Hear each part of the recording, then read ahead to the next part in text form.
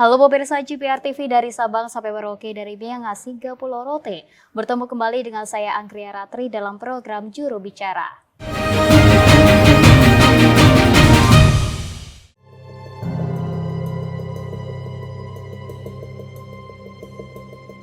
Pembangunan ekonomi digital termasuk industri game daring terus bertumbuh pesat di Indonesia.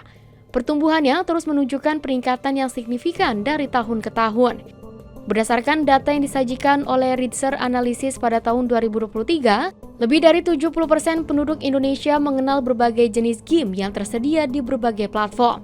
Namun, beriringan dengan hal tersebut muncul pula tindak kriminalitas seperti kekerasan, pornografi, pelecehan seksual, dan perundungan yang dilakukan anak-anak di bawah umur akibat pengaruh game online.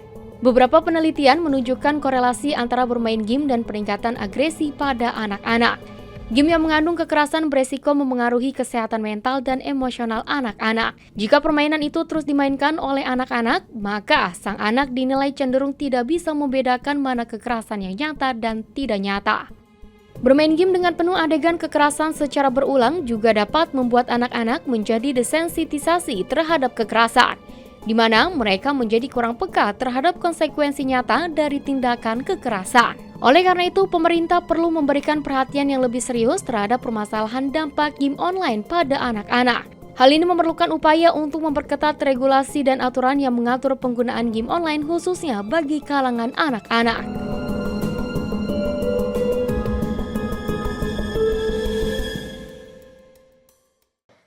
Pemirsa, pembangunan ekonomi digital termasuk industri game online terus bertumbuh pesat di Indonesia. Lebih dari 70% penduduk Indonesia sudah mengenal berbagai jenis game yang tersedia di berbagai platform. Namun beriringan dengan hal tersebut muncul tindak kriminalitas yang dilakukan oleh anak-anak di bawah umur akibat pengaruh dari game online tersebut. Lantas bagaimana peran pemerintah untuk mengatasi hal tersebut? Malam hari ini kita akan membahasnya secara khusus dalam program Juru Bicara bersama Dirjen IKP Kementerian Kominfo Republik Indonesia, Bapak Usman Kansel. Selamat malam Pak Dirjen, salam sehat. Selamat malam, Anggi. Salam sehat. Ya, Pak Dirjen, permasalahan terkait game online dengan munculnya tindak kriminalitas saat ini sedang ramai diperbincangkan begitu ya, Pak Dirjen, di kalangan masyarakat. Nah, apakah dari pemerintah sendiri ini sudah memiliki peraturan begitu untuk menjaga anak-anak dan remaja ini dari game online? Ya, jadi kita sudah punya aturan. Misalnya di perubahan kedua Undang-Undang ITE. Ada pasal 16A tentang perlindungan anak di ruang digital. Nah, dalam konteks itu ada 3 kewajiban penyelenggara sistem elektronik, termasuk penerbit game ya. Kita nyebutnya penerbit kalau yang memproduksi game itu. Nah, yang pertama adalah PSE, penyelenggara sistem elektronik, harus menyediakan mekanisme klasifikasi. Jadi dia harus mengklasifikasi kontennya itu sesuai dengan kelompok umur tertentu. Kemudian yang kedua, menyiapkan mekanisme verifikasi. Jadi kalau misalnya orang tua mau memberikan akses kepada anaknya untuk mengakses katakanlah film atau game, itu ada mekanisme verifikasi. Jadi harus diverifikasi apakah anak ini betul-betul berusia sekian misalnya. Dan yang ketiga, menyiapkan mekanisme pengaduan, jadi atau pelaporan. Kalau misalnya ada hal-hal yang dianggap tidak pas, maka pelanggan atau pengguna bisa mengadukan atau melaporkan. Ya, misalnya kita juga di media sosial kan biasa, di Facebook misalnya kalau kita mendapatkan kiriman gambar-gambar yang tidak baik, maka kita kan bisa melaporkan. Nah, itu dalam Undang-Undang ITE di pasal 16A, perubahan kedua ya. Kemudian kita juga punya Peraturan Menteri Komunikasi dan Informatika nomor 2 tahun 2024. Nah, di sini diatur bahwa penerbit harus melakukan klasifikasi mandiri game yang dia produksi sesuai dengan kelompok umur tertentu. Ya, ada kelompok umur 3 tahun ke atas atau 3 plus, ada 7 plus misalnya. Ya, ada 13 plus, ada 15 plus, ada 18 plus.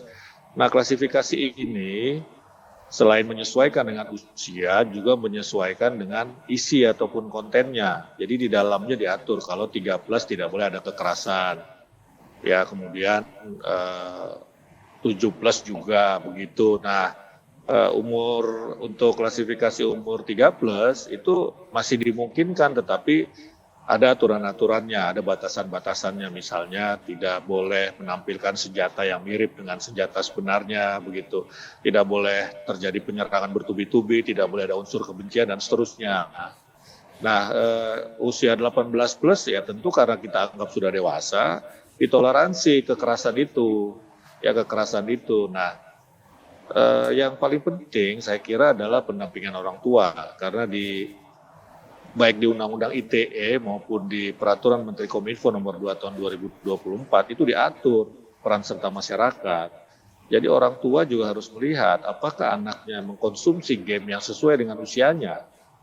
Karena belum tentu yang salah itu gamenya, tetapi bisa jadi yang salah adalah kita, ya anaknya yang mengakses permainan yang bukan untuk usianya. Nah, kira-kira seperti itu. Tetapi selain dua aturan tadi, kita juga punya peraturan presiden nomor 19 kalau tidak salah tahun 2024. Nah, itu mengatur justru pengembangan game sebagai bagian dari ekonomi kreatif. Game ini kan bisa menghasilkan, ya bisa menghasilkan sehingga ada tim percepatan pengembangan game sebagai bagian dari ekonomi kreatif. Game juga bisa digunakan untuk e-sport misalnya begitu. Nah, jadi negara ini mengatur keseimbangan. Di satu sisi kita mencoba mengembangkan game, tetapi di sisi lain kita juga harus mengatur game tersebut agar dampak negatifnya bisa kita kurangi, ya sekurang-kurangnya bisa kita kurangi. Kalau boleh ya tentu kita tiadakan.